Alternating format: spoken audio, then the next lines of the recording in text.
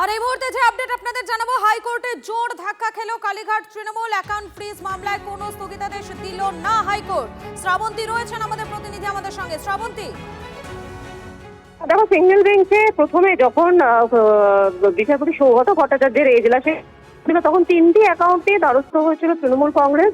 পরবর্তী সময় ED red করার পরে আরো বেশ কিছু অ্যাকাউন্ট সেগুলিকে ফ্রিজ করে দেওয়া হয়। তৃণমূল কংগ্রেসের বক্তব্য ছিল যে বিচারপতি সৌগত ভট্টাচার্যের পরে কিভাবে আরো যে অ্যাকাউন্টগুলি রয়েছে সেগুলি ফ্রিজ করা হচ্ছে, এই প্রশ্ন তুলেই তারা বিচারপতি কৃষ্ণা রাওয়ের এজলাসে মামলা করেন এবং সেটা শুনানি গত সপ্তাহে শেষ হয়েছিল। আজকে রায় স্পষ্ট করে দিয়েছেন বিচারপতি কৃষ্ণা রাও যে আপাতত এই বিষয়ের উপরে কোনো রকম হস্তক্ষেপ করবে না আদালত। তার কারণ হচ্ছে যে ইডি এই মুহূর্তে তদন্ত করছে এবং তদন্তের স্বার্থে যেহেতু আপাতত এই অ্যাকাউন্টগুলি ফ্রিজ করা হয়েছে তার উপর আলাদা করে হস্তক্ষেপ করবে না আদালত, অর্থাৎ আদালত এই ব্যাপারে কোনো রকম বাধা দেবে না। নিঃসন্দেহে বলা যায় এটা একটা বড়সড় ধাক্কা। তার কারণ বিচারপতি সৌগত ভট্টাচার্য মনে করেছিলেন যে তদন্তের অগ্রগতি যেভাবে হচ্ছে তাতে এরকম মনে হচ্ছে না যে একদিনের মধ্যে অ্যাকাউন্ট ফ্রিজ করার প্রয়োজনীয়তা রয়েছে, যদিও তিনি সেটা কলকাতা পুলিশের জন্য বলেছিলেন। এবার ইডির ক্ষেত্রে সেই বিষয়টা কিন্তু আদালত আপাতত তৃণমূলের জন্য খুব একটা ভালো খবর হলো না। তার কারণ এই সমস্ত অ্যাকাউন্ট ফ্রিজের ব্যাপারে কোনো রকম হস্তক্ষেপ করলো না আদালত। ধন্যবাদ তোমাকে।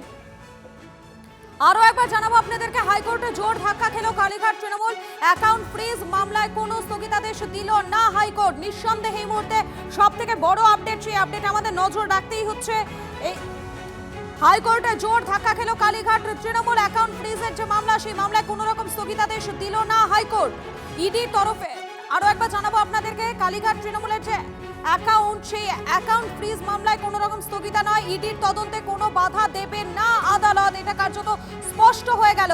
হাইকোর্টে জোর ধাক্কা খেলো এবারে কালীঘাট তৃণমূল।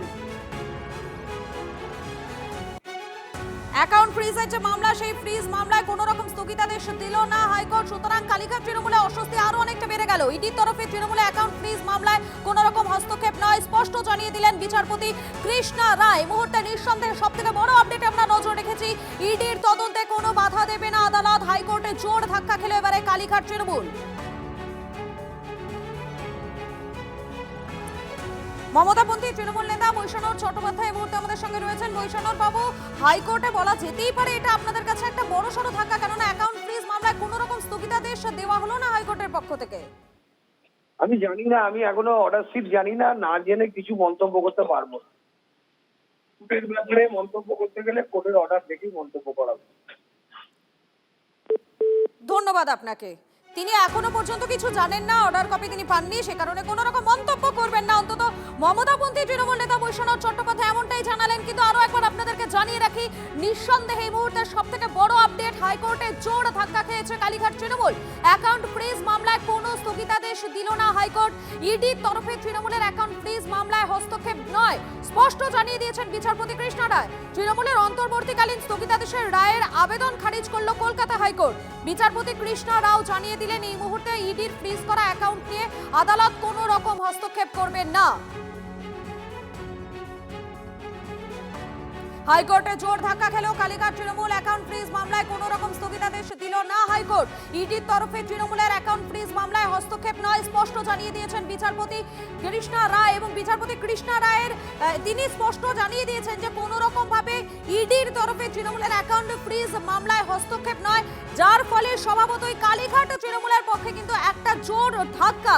যদিও এই বিষয়ে আমরা কথা বলার চেষ্টা করেছিলাম বৈষ্ণব চট্টোপাধ্যায়ের সঙ্গে, তিনি জানিয়েছেন এখনো পর্যন্ত অর্ডার কপি তিনি হাতে পাননি, সে কারণে এখনো পর্যন্ত কোনো মন্তব্য তিনি করতে পারবেন না। নিঃসন্দেহে এটা কালীঘাট তৃণমূলের কাছে একটা বড় সড়ো ধাক্কা। এর আগে আমরা দেখেছি মমতা বন্দ্যোপাধ্যায়ের হাত ছেড়ে এক এক করে প্রত্যেকে বেরিয়ে গিয়েছেন। সাংসদ বিধায়ক যারা রয়েছেন তারা মমতার শিবির, মানে মমতার সঙ্গ তারা ত্যাগ করেছেন। আর এবারে হাইকোর্টে জোর ধাক্কা খেলো মূলত অ্যাকাউন্টের যে বিষয় রয়েছে, অ্যাকাউন্ট ফ্রিজের যে বিষয়, সেই অ্যাকাউন্ট ফ্রিজের বিষয়ে এবারে জোর ধাক্কা খেয়েছে কালীঘাট তৃণমূল। অ্যাকাউন্ট ফ্রিজ মামলায় কোনো রকম স্থগিতাদেশ দিল না হাইকোর্ট। ইডির তরফে তৃণমূলের অ্যাকাউন্ট ফ্রিজ মামলায় হস্তক্ষেপ নয়, স্পষ্ট জানিয়ে দিয়েছেন বিচারপতি কৃষ্ণা রায়।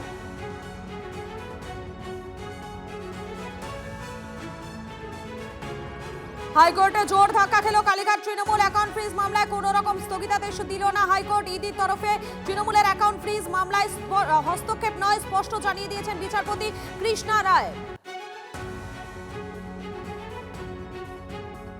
বিজেপির প্রধান মুখপাত্র দেবজিৎ সরকার আমাদের সঙ্গে রয়েছেন। দেবজিৎ বাবু, হাইকোর্টে জোর ধাক্কা খেয়েছে কালীঘাট তৃণমূল অ্যাকাউন্ট ফ্রিজ মামলায় কোনো রকম স্থগিতাদেশ দিল না হাইকোর্ট।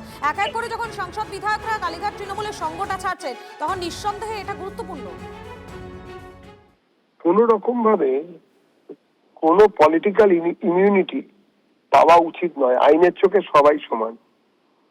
তৃণমূল কংগ্রেস যেভাবে টাকা রোজগার করেছে দল হিসেবে এবং দলের বিভিন্ন লোকেরাও যেভাবে টাকা তুলেছে বেআইনি ভাবে এবং তারপরে নিজেদের মধ্যে গোলমাল হওয়াতে মামলা মোকদ্দমা ইত্যাদি চলছে, ভালো খারাপের কোনো বিষয় নেই।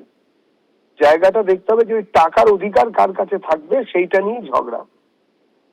এমত অবস্থায় মহামান্য আদালত যেসব রায় দিচ্ছেন বা দিয়েছেন সেগুলোকে আমরা স্বাগত জানাচ্ছি। এই টাকার হিসেব, কোথা থেকে টাকাটা এলো এবং কাদের উপরে অত্যাচার করে এই টাকার আমদানি হয়েছে সেটাও জনসমক্ষে আনতে হবে। তদন্ত এটাও আমাদের পরিষ্কার করতে চাই। ধন্যবাদ আপনাকে। আরো একবার জানাবো আপনাদেরকে এই মুহূর্তে সবথেকে বড় আপডেট, হাইকোর্টে জোর ধাক্কা খেলো কালীঘাট তৃণমূল অ্যাকাউন্ট ফ্রিজ মামলায় কোনো স্থগিতাদেশ দিল না হাইকোর্ট।